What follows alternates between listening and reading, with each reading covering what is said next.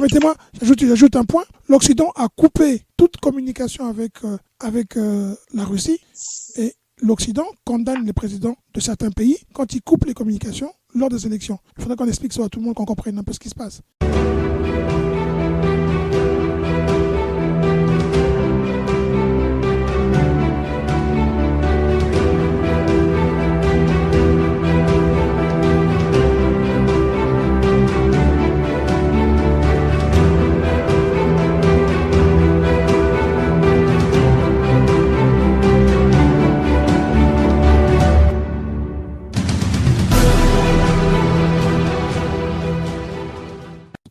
Alors, messieurs, vous avez tous appris, le président français, il est candidat à sa succession.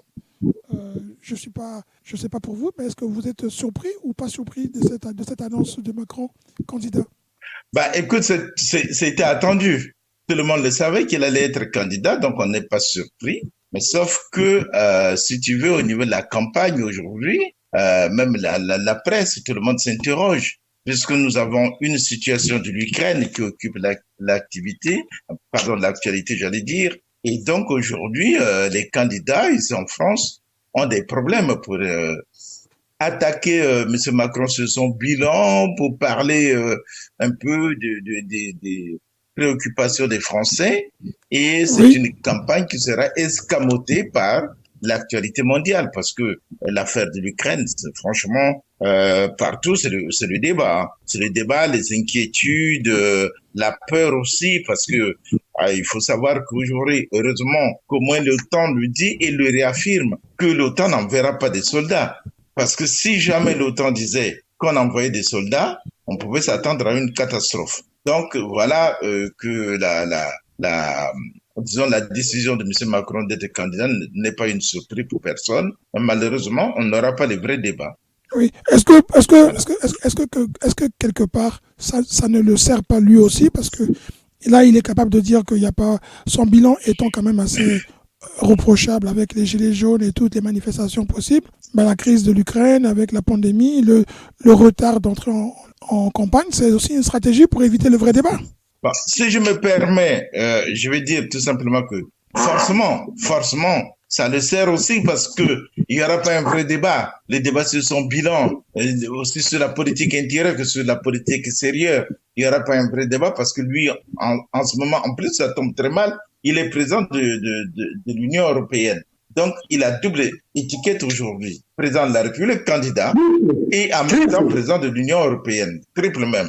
Alors, vous voyez, donc, forcément, ça le sert. Ça le sert parce que il y a eu la crise de l'épidémie que nous connaissons tous, qui a aussi un peu masqué tout ce qu'il pouvait faire, le bien comme le mal. Et aujourd'hui, surgit la crise de l'Ukraine. Donc, forcément, ça ne peut que servir le pouvoir, celui qui est aujourd'hui aux commandes. Voilà. Monsieur Mawel, pour vous, l'annonce du président Macron d'être candidat, ce n'est pas une surprise, mais en même temps, pour les Français qui l'attendaient, le débat, il va se cacher derrière la crise ukrainienne, la sortie de la crise de la pandémie. Le débat, il est faussé, là. Le débat était faussé dès le départ, parce que M. Macron a commencé par dire que ce qu'il ferait, c'était rassembler aussi bien des hommes de gauche que des hommes de droite et des hommes du centre. Nous avons vu dans sa pratique que ce n'était pas le cas. Nous avons vu avec les gilets jaunes que c'était encore pire que cela. Monsieur Macron, ensuite, a réussi à museler le débat national avec son histoire de Covid-19 qui a pris la moitié de son mandat. Oui.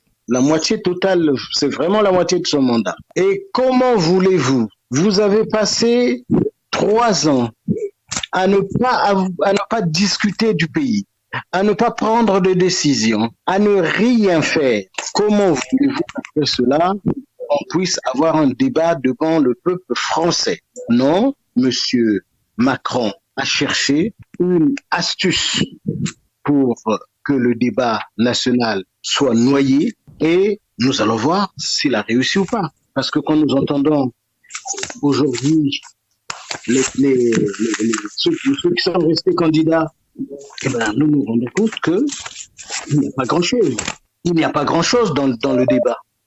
Donc, M. Macron a tué la campagne pendant tout son mandat. Il s'est évertué à tuer la campagne. Et maintenant, on va voir quels sont les arguments que vont chercher les uns et les autres pour pouvoir rebondir, pour pouvoir sortir de la prison dans laquelle M. Macron les a mis.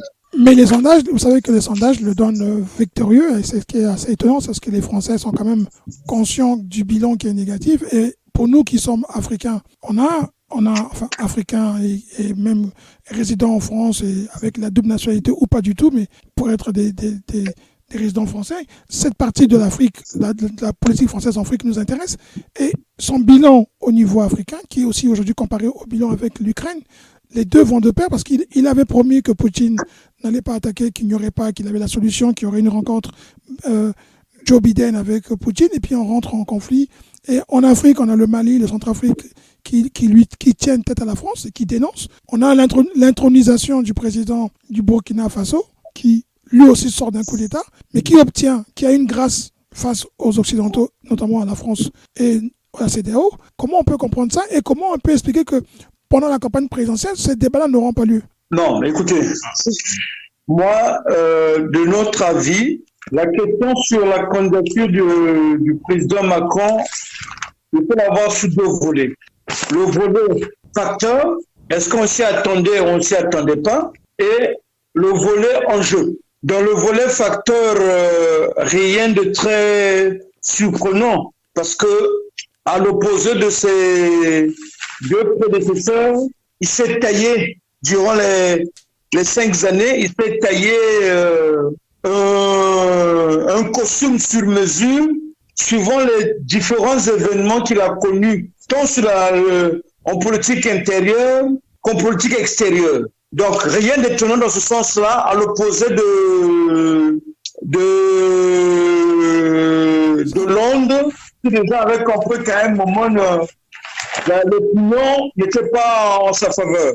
Mais là, dans les enjeux, comme vous l'avez su le comprendre, l'enjeu principal qui concerne l'escamotage des débats sur son bilan de la gouvernance du pays en gouvernance intérieure et en gouvernance extérieure. En gouvernance intérieure, l'Occident est en pleine décadence. La question, est-ce qu'il a réussi à remettre le bateau à flot? Je dirais non.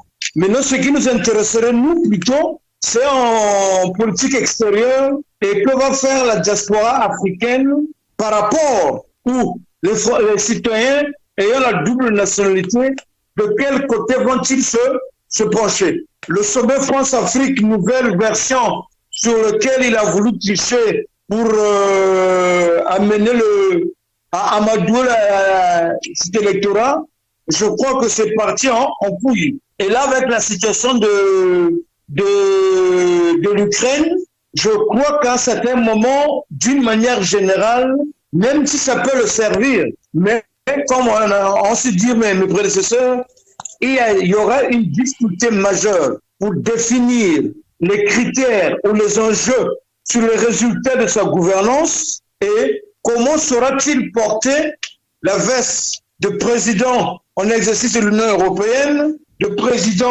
candidat président, et ensuite, voilà un peu dans ce cafouillage, moi je crois que c'est une situation inédite. Bon, il faut peut-être lui souhaiter toutes les chances du monde pour arriver à faire la différence, mais ça ne serait pas facile pour tous. Hein.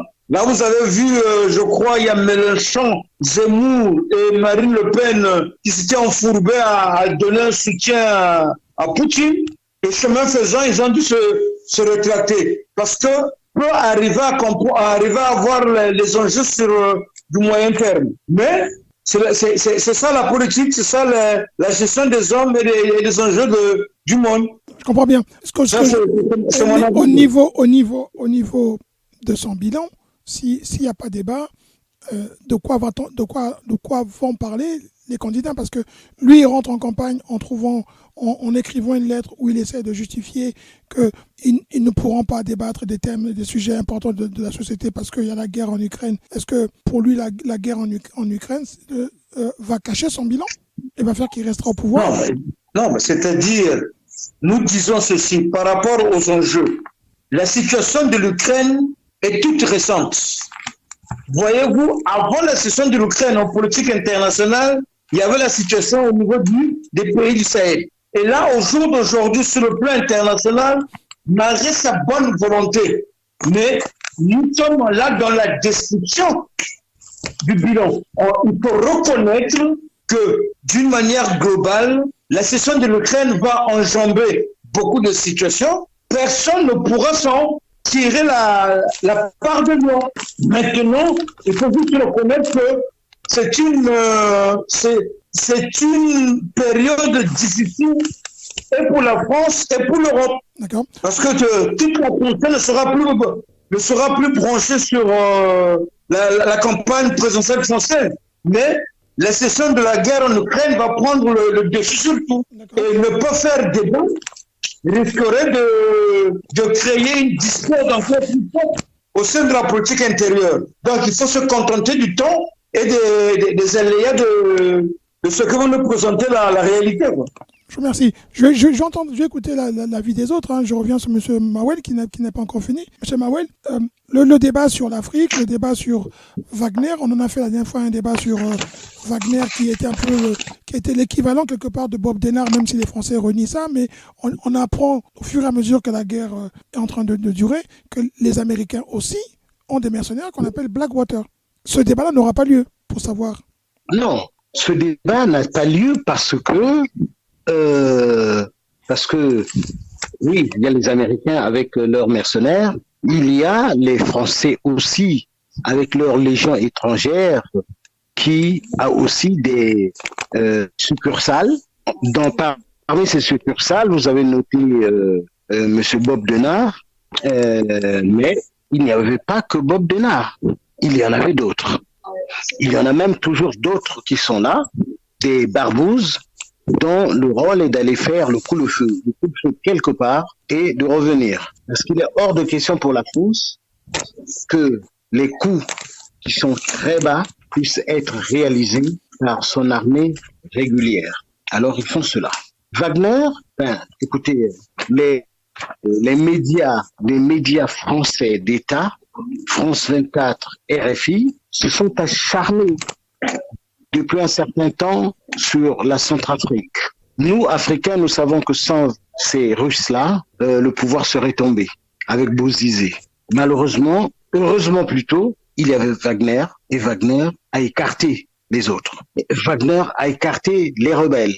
Certains rebelles se sont même rendus, ils ont rendu les armes face à Wagner. C'est ce qui est en train d'arriver aujourd'hui au niveau du Mali. On est en train de chauffer la tête des gens avec les gens de Kidal, avec une certaine Azawad, alors qu'il existe les accords d'Alger, alors que il y a eu des dialogues à l'intérieur du Mali pour sortir de là, mais il se trouve que, comme l'a dit M. Choguel, là, le Premier ministre, la France s'est évertuée à vouloir diviser le Mali en deux, en entêtant les Touaregs de Kidal, en leur disant, écoutez, vous pouvez faire un État à vous.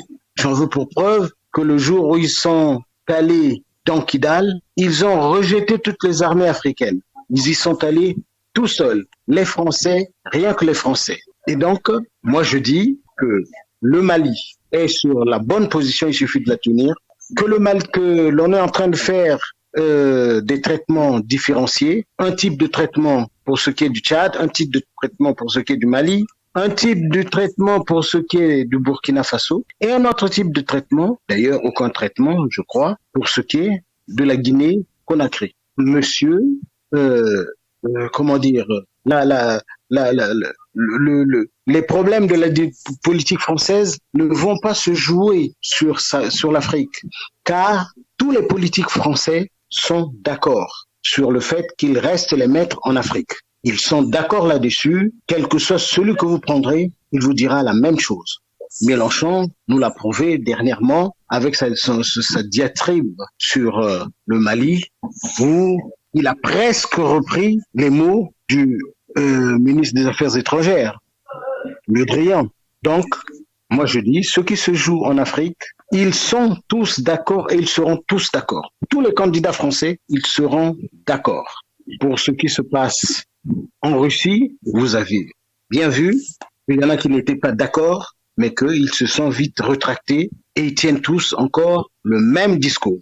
Il y a une info qui est passée, nous ne savons pas encore laquelle nous la saurons, qui a fait que tout le monde revienne, tout le monde se mette à taper sur Poutine. Je ne crois pas qu'il y ait autre chose. D'ailleurs, vous avez constaté que lors de la fameuse dernière résolution des Nations Unies, les pays, qu'est-ce qu'ils ont fait? Ils ont voté avec la France comme ils faisaient d'habitude. Les pays africains ont voté avec la France comme ils faisaient d'habitude. Il y a à peine quelques, entre guillemets, moutons égarés qui ont fait un autre choix. Mais cela veut dire que au niveau de la France, n'attendez pas de révolution par rapport au traitement de l'Afrique. N'attendez pas non plus de révolution par rapport au traitement de la Russie. La question est de savoir l'électorat d'origine africaine. Comment va-t-elle se retrouver dans ce bourbier électoral? Qu'est-ce qu'il faut le conseiller? Voter pour ou contre Macron?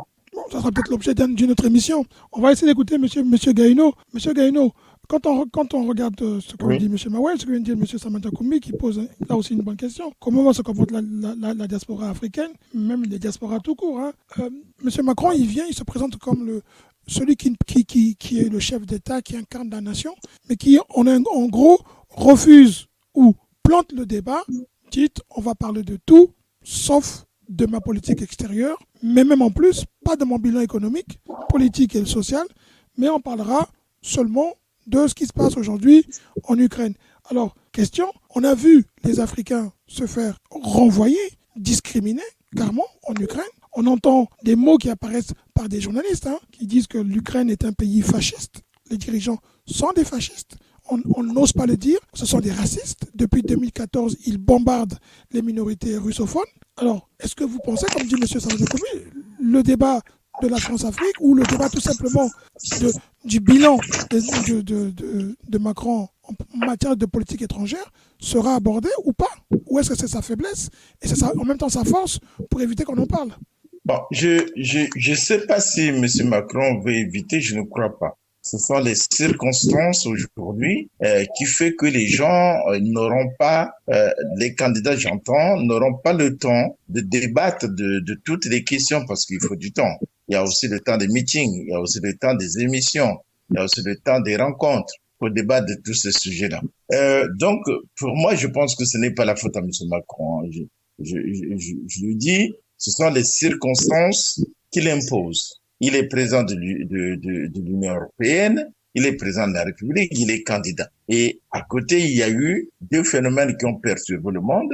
Le premier, c'est la pandémie, et le deuxième, bien sûr, c'est la guerre de l'Ukraine. Donc, dans ce contexte-là, il devient très difficile d'évoquer tous les problèmes qui ne concernent que la nation, notamment la nation française et aussi la politique française à l'étranger. Maintenant, pour revenir un peu sur ce que M. Diankomi Samba Diankomi souligne, c'est-à-dire le poids de la diaspora africaine. Il faut savoir que depuis les événements du Mali, les positions de la diaspora africaine ont beaucoup changé. Mais est-ce que cette diaspora est capable de peser sur une élection ici en France? Je ne sais pas. C'est une question que je me pose. Parce que ceux qui ont connu M. Mélenchon, vous venez de le dire, que M. Mélenchon a changé son langage. Et je crois que c'est M. Morel aussi qui l'a dit, que la politique des présidents africains a toujours été la même. Vous savez, l'Élysée, moi je prends ça comme un sanctuaire. Tu rentres là-dedans, on te dit voilà ce que tu dois faire, laisse ta politique, tout ce que tu as pu dire pendant les campagnes de ça à côté, voilà ce que tu dois suivre. Il y a un chemin qui est déjà tracé, notamment la politique africaine. Mais le problème, c'est que les gens ne le disent pas où. L'Europe dépend de la richesse africaine. C'est en Afrique que l'Europe tire toute sa richesse, à savoir tous les minéraux qui viennent de l'Afrique. Mais la question que nous devons nous poser... On va dire une partie quand même, une bonne partie. Une bonne partie, une grande partie quand même, une grande partie. Bon, mais la question que nous pouvons nous poser, aujourd'hui, il y a un problème mondial, la guerre de l'Ukraine. Toi-même, tu as vu que les pays africains, moi j'étais en train de compter, aucun pays africain n'a dit non. Au contraire, ce sont seulement, il y a je crois 5 pays qui se sont abstenus. J'avais le nom, je l'avais noté quelque part. Je pourrais vous l'envoyer. Donc, ils suivent toujours cette politique française parce qu'ils viennent toujours, ils écoutent, on leur donne les ordres, ils obéissent. Alors que nous savons, comme nous l'avons dit, ce qui s'est passé au Centrafrique, ce qui s'est passé au Mali, face à la présence française qui était là, soi-disant pour assurer de l'ordre, n'a pas vu l'ordre. Donc, la question, pourquoi les pays africains sont hors des décisions qui concernent le monde? C'est ça d'abord. Quand l'Afrique prendra conscience qu'elle doit peser aussi dans les décisions qui concernent le monde. Or, tel que nos pays évoluent, c'est ça d'abord la question fondamentale. Nos pays n'ont jamais compris que l'Europe s'est unie. Si l'Europe ne s'était pas unie, on n'en serait pas là. L'Europe s'est unie pour parler face à face avec les États-Unis et pour parler face à face avec ce qui était à l'époque l'Union soviétique et l'URSS. Mais l'Afrique aujourd'hui, c'est chacun dans son petit village là-bas qui parle. Donc on nous entend pas. Voilà la question fondamentale sur laquelle nous devons quand même nous devons insister. Parce que l'Afrique ne pèse pas. L'Afrique ne participe pas à la politique mondiale. Nous, on subit. L'Afrique subit toutes les décisions. Aujourd'hui, cette guerre-là, elle est dangereuse. Mais qui peut-on entendre en Afrique? Qui peut lever son petit doigt pour parler? On a quand même le Mali qui essaie de dire que désormais nous voulons rentrer dans le concert des nations, nous voulons prendre en charge nous-mêmes notre destinée. On ne peut pas entrer tout Mais seul. le Mali est combattu. Il y a des pays qui se lèvent. Il y a une jeunesse qui se lève. Il y a une jeunesse qui n'accepte plus ça. Mais c'est ce que je dis. Oui. C'est ce que je dis qu'on ne peut pas entrer tout seul. Mais il y a des voix qui se lèvent. Oui, mais on ne peut pas peser tout seul. Il y a des voix, c'est vrai. La jeunesse africaine aujourd'hui prêche l'unité africaine. Mais l'Union africaine, ce n'est qu'une boîte de Pandore qui ne vaut rien. Vous ne pouvez pas vous lever tout seul aujourd'hui face à des grands blocs. Donc, il faut faire des grands blocs. Si toute l'Afrique ne peut pas faire un seul bloc, mais pourquoi ne pas diviser l'Afrique en 2 ou en 3 pour qu'il y ait au moins 3 blocs? C'est ça le problème. Moi, je crois qu'on ne pourra pas se... Le Mali aujourd'hui a pris une position, mais vous avez vu comment la CEDEAO s'en prend au Mali. Vous avez vu aujourd'hui, bon, le Burkina Faso vient de prendre une décision de dire, bon, voilà, la transition sera de 3 ans. Mais vous avez entendu la question que pose l'avocat des accusés du coup d'État contre Sankara. Ils disent, vous venez là, le Conseil constitutionnel vient de valider que pour arriver au pouvoir, il faut faire un coup d'État. Alors, pourquoi vous condamnez ceux qui ont fait un coup? Parce que le Conseil constitutionnel aurait dû dire, non, nous ne vous reconnaissons pas. Mais reconnaître ces autorités qui sont arrivés par un coup d'État revient à valider les coups d'État. Vous voyez, on est en perpétuelle contradiction entre nous-mêmes. On veut faire quelque chose de bien, mais on ne voit pas ce qu'on a déjà fait derrière. Or, pour vous, c'est la faute des Africains. Pour vous, la faute revient aux Africains. Ben, bien sûr que la faute revient aux Africains. Pourquoi ils n'ont jamais réfléchi, dire que face au grand bloc, nous devons former un bloc? Parce que vous ne pouvez parler que lorsque vous avez des forces égales. D'accord. Mais si moi je viens, je te dis tais-toi. Voilà. D'accord, je vous remercie. Je vais essayer de reprendre M. Sama Djankoumi qui disait quel est le rôle les Africains doivent jouer, quel rôle doit jouer la diaspora. M. Sama Djankoumi, on a vu avec la crise de l'Ukraine et de la Russie, les Africains se faire chasser, se faire discriminer. Mais on a aussi vu, ce que vient de dire M. Gaïno, un désordre organisé par la communauté africaine qui, elle, a multiplié des structures d'appel de fonds, des coordinations à ne plus les compter, qui apparaissaient de partout. Monsieur Gaïno, monsieur Mawel tout à l'heure aussi qui expliquait, il y a quand même le Mali qui se bat tout seul contre plusieurs structures, la CEDEAO, l'Occident, tout ça. Et vous avez quand même les Africains qui, eux, comme dit monsieur Mawel, monsieur Gaïno, ne vont jamais comme un bloc, vont en ordre dispersé. Est-ce que vous avez vu ce désordre du nombre de fonds d'appels appelés pour aider les compatriotes en Ukraine, en détresse? Vous savez, je crois qu'à un certain moment, il y a une part qui revient aux Africains, une part de faute qui revient aux Africains, et une part de faute qui revient à l'élite. Hein. Quand je parlais, quel va être le rôle de l'électorat de la diaspora africaine, comment va-t-elle impacter? Ce que je sais, il y avait eu, il y a pas au départ, quand M. Zemmour, où le candidat Zemmour a commencé à s'insurger sur la question des Africains, il y a une association sur la place de Paris qu'on appelle l'Équité. Et cette association, en son temps, elle avait mobilisé beaucoup d'Africains pour accompagner Manuel Valls quand il était encore, je crois, maire d'Evry, sous Jospin. On a senti une mobilisation. Mais après, la mobilisation a affaibli. Ce qui a fait que la dernière fois qu'ils ont tenté de faire un meeting contre les propos xénophobes du candidat Zemmour, la mobilisation a été très très faible. Il n'y a même pas eu une centaine d'Africains présents. Or, quand on fait maintenant allusion à ça, la question qu'a posée M. Gagné pour dire est-ce que cet électorat pèse? Je crois que quand vous voyez la répartition de l'électorat au niveau des élections aux États-Unis, les gens se retrouvent par communauté.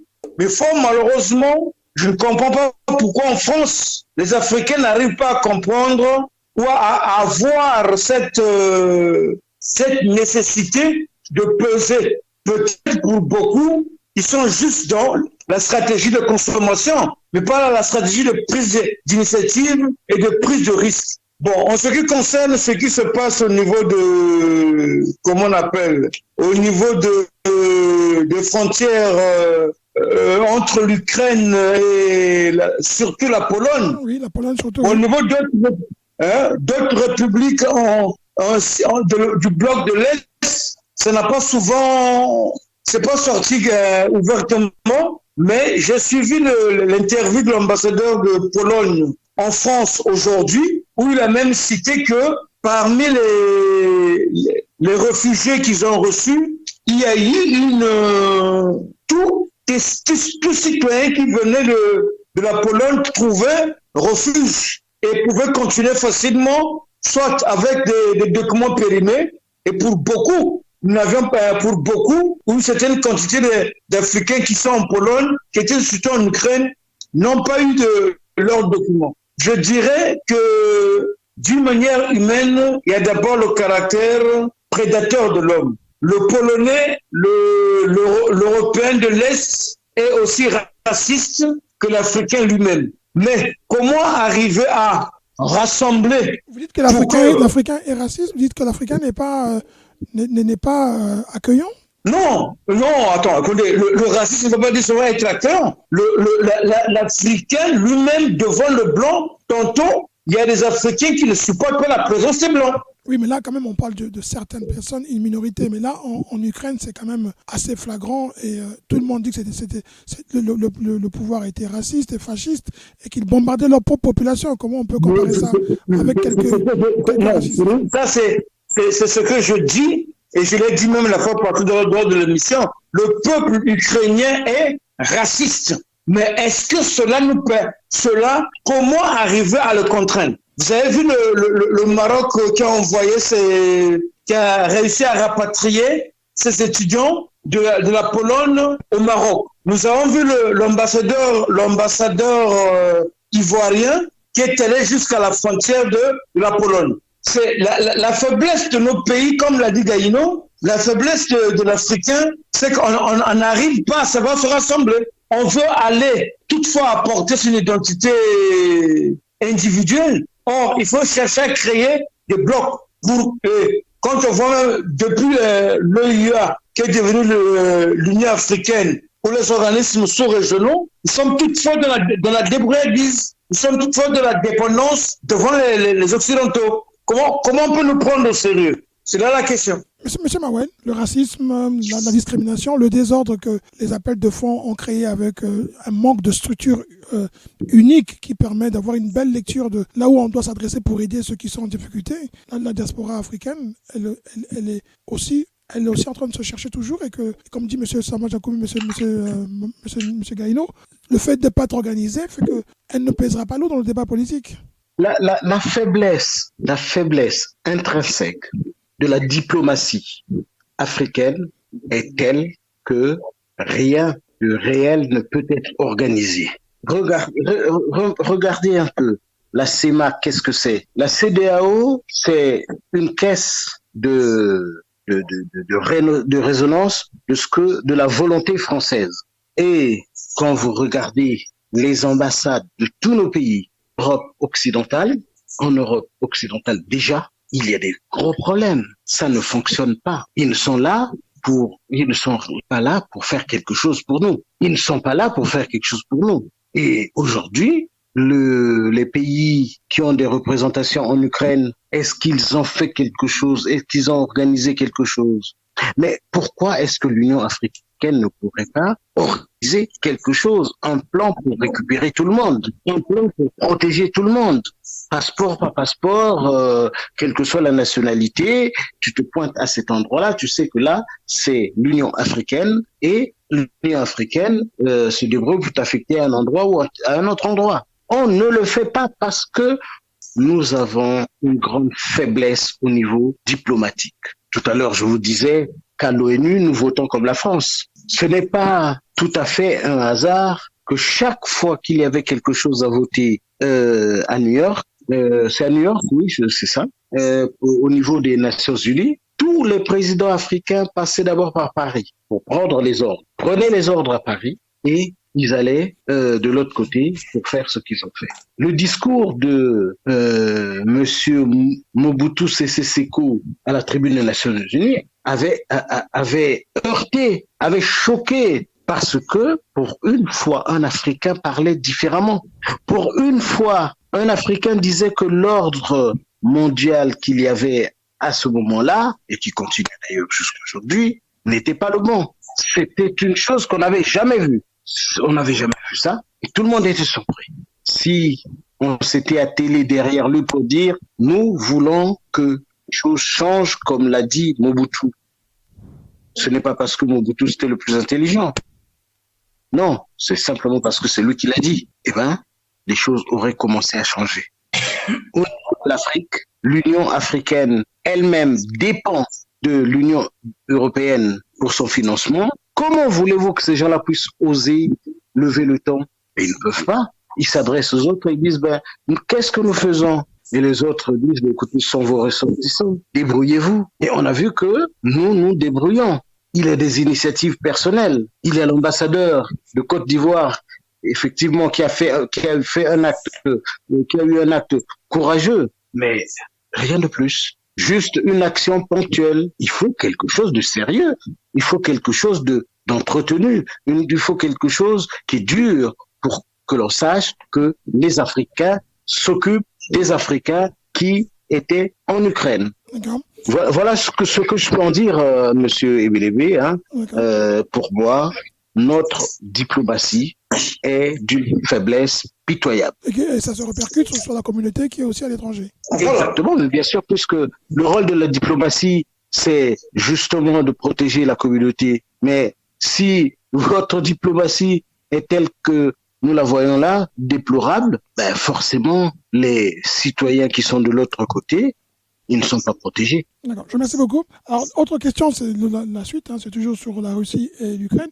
Il y a une journaliste dont j'oublie le nom qui, elle, a posé un problème et que donc plusieurs personnes se posent la question. Aujourd'hui, on nous dit que Poutine est un dictateur et comme tout dictateur, il est donc soumis à une pression telle que pour que on le mette sur les bancs des accusés. Mais la guerre, le mot qu'a prononcé M. Bruno Le Maire, il a prononcé le mot guerre qui allait faire une guerre à la Russie et on voit des voix se lever de plus en plus, s'élever plutôt, condamner quand même la manière dont sont traités les Russes. Est-ce que parce qu'un président ou les acteurs, ou comme dit M. Samajakoumbi, l'élite politique, comme vous avez dit tout à l'heure, vous tous, sur l'élite africaine, l'Union africaine qui n'est pas responsable, est-ce que parce que l'Union africaine n'est pas à la hauteur, est-ce que parce que les dirigeants ne sont pas à la hauteur, que l'on va mettre la population sur les bancs des accusés, comme aujourd'hui, les Russes, quels qu'ils soient, ne sont plus du tout les bienvenus et sont désormais des pestiférés en Europe, en Occident en tout cas. Non, moi j'ai suivi, vous savez, comme c'est une situation... Mais il n'y a pas que les Russes, excusez-moi, M. Manakoumi, je vais ajouter, il n'y a pas que les Russes. Tous ceux qui ont un avis contraire avec l'Occident sont attaqués. Et je vais ajouter, Non, mais ça, Je vais ajouter, ça, je c'est vais une ajouter, question je vais ajouter encore une non. chose. Permettez-moi, j'ajoute un point. L'Occident a coupé toute communication avec la Russie et l'Occident condamne les présidents de certains pays quand ils coupent les communications lors des élections. Il faudrait qu'on explique ça à tout le monde, qu'on comprenne un peu ce qui se passe. Pour ma part, en politique internationale comme en politique nationale, il faut savoir créer le rapport des forces. Au jour d'aujourd'hui, le monde a été toujours dirigé par deux courants. Et quand ça devient un seul courant, ça pose problème. Le cas de M. Poutine, je crois qu'à un moment, c'est ce matin qu'on est en train de dire qu'il s'est désolidarisé même des avis de son peuple. Et il se retrouve comme aujourd'hui celui qui décide de tout. Et c'est à prendre ou à laisser. J'ai suivi un reportage, je le mettrai tout à l'heure sur le groupe. Quand Poutine était encore adjoint au maire de Saint-Pétersbourg, déjà on sentait la rigueur du personnage. Et au jour d'aujourd'hui, il s'est bunkérisé jusqu'à ce qu'il ne veut plus écouter des voix discordantes. Nous pensons que c'est l'abus du pouvoir. Et fort malheureusement, vous allez voir que tous les milliardaires qu'on appelle actuellement des oligarques, beaucoup sont enrichis parce qu'il y avait une largesse qui avait été donnée par le Kremlin. Et qu'aujourd'hui, l'argent les a dépassé la tête. Or, comment voulez-vous dans un pays où le culturel, le sportif, l'élite culturelle, l'élite sportive, l'élite intellectuelle est mis sur le banc de touche? Mais n'est-ce pas un abus de pouvoir? Certes, je vous l'avais dit, du côté de l'Ukraine, il y a un, comment on appelle ça, courant, expression du nazisme ou ce nationalisme qui semble venir de l'Occident, l'Ukraine de l'Ouest. Mais est-ce que ça valait le coup pour remettre tout à... Parce que je ne sais pas si vous voyez les dégâts et les conséquences de cette guerre-là. Donc, il y a de part et d'autre une faute à se partager. La grande question au jour d'aujourd'hui, dépassant cela, voyant comment sortir du haut. Et vous voyez bien que M. Poutine a dit « Je ne pourrai reculer que si toutes mes exigences sur l'Ukraine sont acceptées ». Ça veut dire quoi? Est-ce que ça, c'est une position libérale, une position autocratique? Donc voilà. Monsieur Gaïno, qu'est-ce que vous pensez de ça, ce que vient de dire M. Samajankoumi? Est-ce que pour vous, la chasse aux Russes ou à tous ceux qui ne pensent pas comme l'Occident, qui considèrent que aujourd'hui la Russie peut être aussi quelque part considérée non pas comme une victime, mais comme étant en partie victime parce qu'elle s'est sentie agressée par l'avancée de l'OTAN et qu'on ne peut pas comme ça empêcher les gens de parler, couper la communication avec la Russie et à côté critiquer ce qu'on appelle les présidents d'autres pays qui coupent Internet lors d'élections. Est-ce que l'Occident là n'est pas en train de donner une autre manière? Enfin, c'est comme si tous les Russes sont des Poutines et que tous ceux qui n'étaient pas d'accord, on assiste à vraiment une forme de dictat. Non? Qu'est-ce que vous pensez? Non, faut pas dire que tous les Russes sont des Poutines ou bien que tous les Poutines sont des dictateurs. Je pense qu'il y a un problème qui a échappé à la vue du monde. C'est que lorsque Poutine a annexé la Crimée et je ne sais plus d'autres pays, le monde n'a pas compris les intentions qu'avait Poutine. C'est-à-dire qu'il fallait arrêter cette folie-là. Et je crois qu'on a fermé les yeux dessus. Et Poutine s'est senti pratiquement autorisé à aller au-delà avec des prétextes comme quoi l'OTAN s'installe à côté s'installe en Ukraine alors que c'était pas encore le cas et que voilà, c'est un danger pour la Russie. Mais les accords qui ont été signés, moi je crois que lorsque il y a eu des accords qui ont été signés, quand ces accords-là ne sont pas respectés, c'est à vous d'entamer une démarche. Moi je pense qu'il y avait deux possibilités. La première possibilité, c'était soit de jouer avec les opposants de l'intérieur, c'est-à-dire des opposants du président actuel en Ukraine, pour les déstabiliser et puis l'enlever de là. Et en ce moment-là, peut-être quelqu'un qui lui serait favorable, qui serait contre l'installation de l'Occident ou l'adhésion de l'Ukraine à l'OTAN, aurait pu prendre le pouvoir. C'était aussi une voie pacifique d'en arriver là. Il y avait peut-être d'autres voies aussi de négocier avec les autres pour dire, mais voilà, vous avez signé tel accord, voilà ce qui s'est passé, voilà ce qui se passe. Je ne l'acceptais pas en ce moment-là, passer par des négociations. Mais la manière forte de vouloir résoudre le problème fait qu'aujourd'hui, même ceux qui pouvaient le comprendre ne comprennent plus rien. La menace de l'utilisation de l'arme nucléaire, mais tout le monde le sait que c'est un danger pour le monde. On ne peut pas changer le monde avec l'arme nucléaire, c'est pas possible. C'est une arme de destruction massive et je pense que lorsque tu fais référence à ça, tu fais peur aux autres. L'OTAN a bien dit que cette organisation-là n'enverra pas des militaires sur place, mais on va seulement aider l'Ukraine. Vous voyez que les armes que l'OTAN envoie là-bas, mais si les Ukrainiens ne sont pas formés, ben, ils ne pourront pas les utiliser. Mais pendant ce temps, Poutine est en train de larguer des bombes sur des populations paisibles qui n'ont rien à voir. Il faut savoir régler les problèmes politiques. Les problèmes politiques, on n'utilise pas toutefois la force. Un peu ce qui se passe comme chez nous, on veut prendre le pouvoir, on utilise la force, mais après, on en fait quoi? Vous voyez, donc pour moi, je pense que Poutine a eu tort d'utiliser cette force pour atteindre son objectif. Pour moi, il a échoué. Il a échoué en utilisant la force. Il y avait peut-être d'autres moyens qu'il aurait pu utiliser avec tout ce qu'il a comme arsenal militaire, tout ce qu'il a comme conseiller diplomatique. Je pense qu'il pouvait utiliser d'autres moyens. Il avait quand même des partenaires aussi, des gens qui le soutenaient.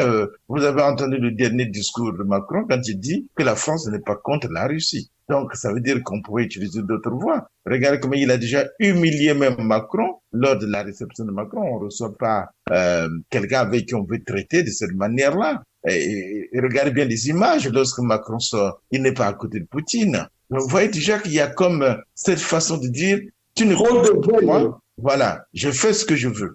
Aujourd'hui, il fait ce qu'il veut. C'est sûr que s'il gagne, s'il arrive à prendre l'Ukraine, là, effectivement, il va changer l'ordre mondial. Mais s'il échoue, ça va être grave pour lui. Parce qu'il pourrait être poursuivi. Il ne pourra plus sortir de la Russie. Mais quelle est cette puissance? Avez-vous déjà vu un pays qui se replie sur lui-même avec des sanctions qu'on va encore resserrer davantage?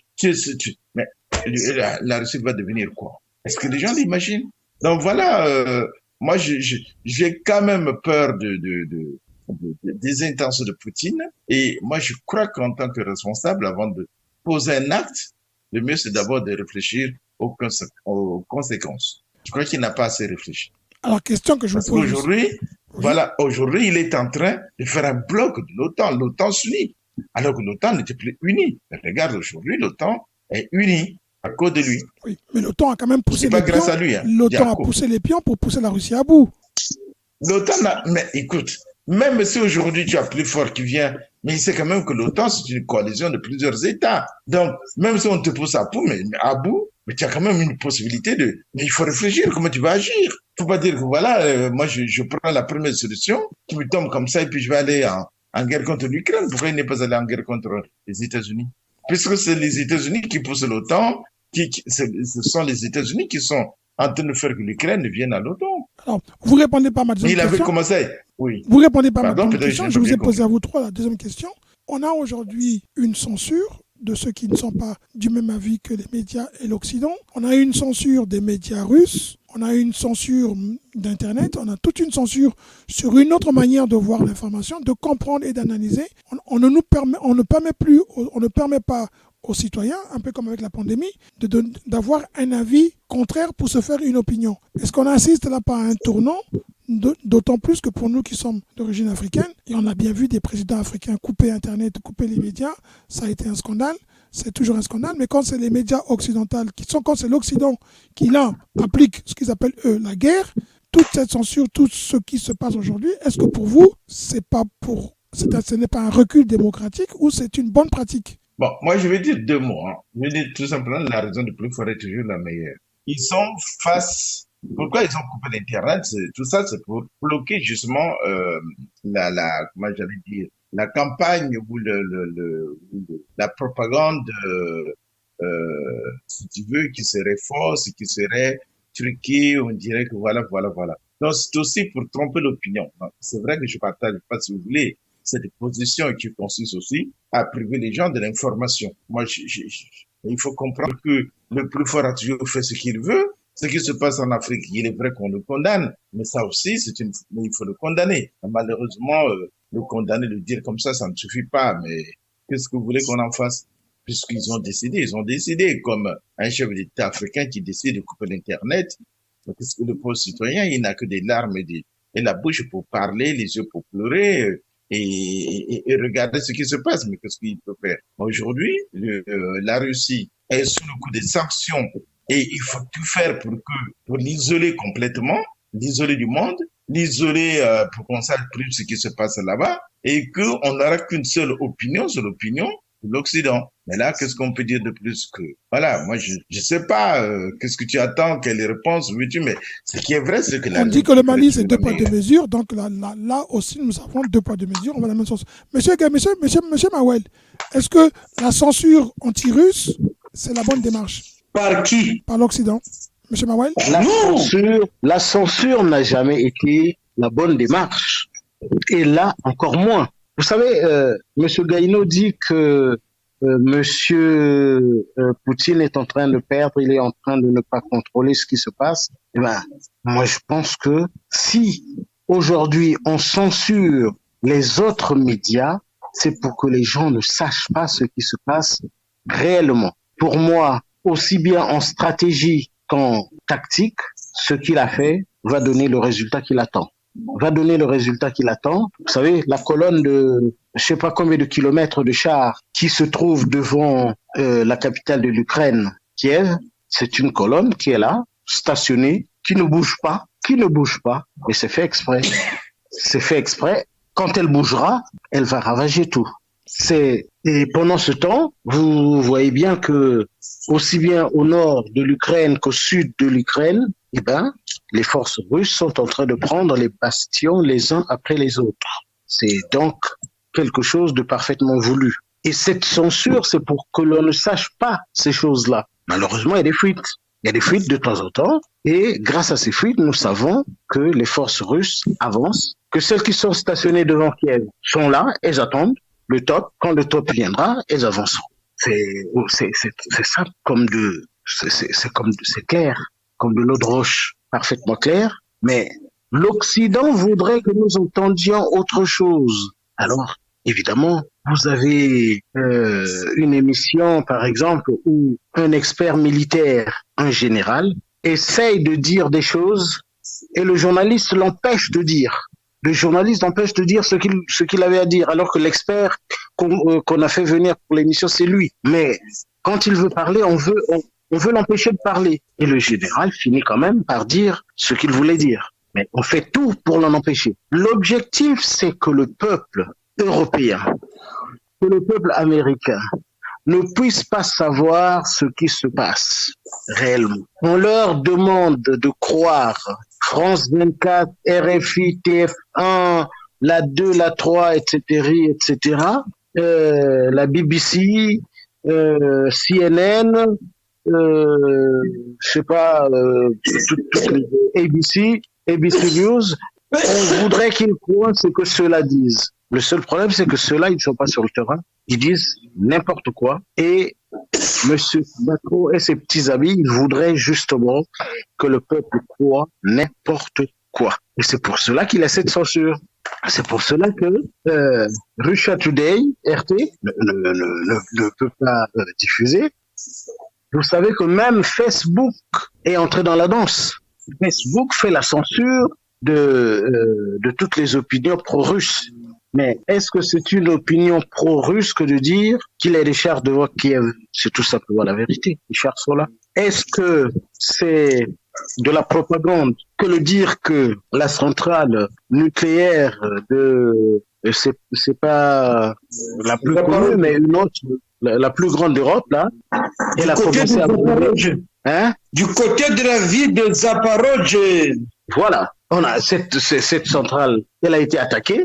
Ils ont éteint les feux et ils ont pris la centrale. La centrale est aujourd'hui entre les mains des Russes. On a tardé à le dire. C'est quand il n'y a plus de courant, je ne sais pas à quel endroit là, qu'on a fini par dire, comme le courant vient de là, et que ce sont les Russes qui ont la maîtrise de la centrale nucléaire, c'est normal qu'il n'y ait pas de courant. Mais il se passe des tas de choses. Il se passe des tas de choses. Poutine est calme parce que ce qui est en train de se faire, c'est exactement ce que lui, il avait prévu. Et c'est la raison pour laquelle on ne voudrait pas que les gens le sachent. Voilà. Je ne sais pas si j'ai donné une réponse assez claire, Monsieur Belébé, mais je pense que oui. On va écouter ça de Monsieur Sama Jacobi, qui est un Ukrainien d'adoption. Non, c'est-à-dire, vous savez, il y a ce qu'on appelle la guerre de l'information. Hein. Bien sûr. La guerre de l'information et les médias, même si nous, au jour d'aujourd'hui, nous parlons parce qu'on croit que nous ne sommes pas assez suivis, parce qu'il y a M. Ebelebe qui a pris le temps de mettre en place un média et il le fait avec ses moyens de bord. Mais si un jour quelqu'un va venir mettre les moyens pour que ce média puisse être diffusé à un autre niveau, ce dernier donnera sa ligne aussi, sa ligne éditoriale. Moi, je me dirais plutôt c'est la même question partout. Je me refuse d'aller dans les détails parce que là, nous qui avons vécu au non-soviétique, le mot propagande était assimilé à la diffusion de l'information. Et ici, liberté d'expression était assimilée à l'information. La grande question dans tout ça, qui consomme quoi et ça revient d'où? Au jour d'aujourd'hui, chers amis, l'Occident a pris position parce que M. Poutine a pensé agresser. La question qui se pose là, ce matin, nous apprenons que Facebook est interdit de diffusion dans toute la Russie et que les médias officiels russes nous montrent que l'opération spéciale. Et les Ukrainiens, vous vous rappelez, il faut que 3-4 jours, l'armée russe avait pensé de bombarder la station de télévision à Kiev qui avait coupé les zones des médias. Donc, dans tout ça, essayons-nous de prendre les informations et de faire un tri. Parce que de part et d'autre, tout le monde veut tirer la poussière de ton côté. Alors, monsieur, nous on arrive à la fin de cette émission et donc je vous remercie pour ce débat. Et malheureusement, on n'a pas pu traiter tous les sujets, mais je pense qu'on a fait le tour avec l'essentiel. Nous parlerons des autres sujets la semaine prochaine. Donc, si jamais vous voulez conclure avec un sujet particulier ou pendant 2 minutes, je vous laisse la parole. Sinon, je vous souhaite un très bon week-end et j'espère que nous nous retrouvons la semaine prochaine avec l'actualité qui ne cessera de bouger. Cela dit, je vous ai dit, on pourra toujours revenir plus tôt si l'information l'oblige. Qui va commencer? Monsieur Gaïno, Monsieur Mawel, Monsieur Samadjakombi? Oui, je dirais merci aux auditeurs qui nous suivent et que nos débats, je pense que ça vous apporte des informations nécessaires. Samedi, posez-nous des questions et puis nous on vous répondra. Voilà, nous sommes là à votre service pour essayer aussi d'apporter, selon nos connaissances, des informations qui peuvent aussi éclairer votre opinion et nous faisons des analyses tant que nous le pouvons. Ce sont des débats parfois contradictoires, mais c'est ça aussi la démocratie, le pluralisme du débat, c'est ça qui nous enrichit. Donc nous osons toujours vous espérer vous voir parmi nous et voilà, on vous souhaite un bon week-end et puis à la prochaine fois. Allô? Monsieur Mawel, oui, je vous remercie, monsieur Mawel. Je ne sais pas si monsieur Samadjakombi. Je joins ma voix aux propos tenus par monsieur Gaïlo. Merci. Monsieur Mawel. Merci. Oui, c'est dommage que monsieur Dion ne soit pas là. Mais nous nous souhaitons quand même joyeux anniversaire. Ah oui, c'est vrai. C'était pas oublié. Bon, on se joint à toi. Voilà. J'espère qu'il nous gardera un peu de champagne et un peu de gâteau, mais qu'il revienne avec toutes les informations qui nous permettront de comprendre ce qui s'est passé au niveau. Mais ce qui se passe. Ce qui s'est passé, je veux dire, quelles ont été les causes, ce qui se passe, c'est-à-dire le comité ad hoc et ce qui va se passer dans un proche avenir. Voilà. D'accord. Je remercie les panélistes, je remercie bien entendu nos auditeurs de Bakambi et on se reverra très très bientôt. Merci à vous tous, hein. Merci à M. Mawel, merci pour votre disponibilité. M. Gaïno, je vous remercie aussi, ainsi que M. Samba Diakoumbi. Comme on le dit, joyeux anniversaire à Patrick Ndion qui fête aujourd'hui son anniversaire en famille. Il n'a pas pu venir. Nous espérons que nous le retrouverons le vendredi prochain parce qu'il nous a déjà manqué 2 fois. Et donc, chers amis, à très bientôt et merci encore une fois pour votre fidélité à Bakambi Radio. Nous étions en compagnie de M. Caius Ebelebe. Au revoir. Merci.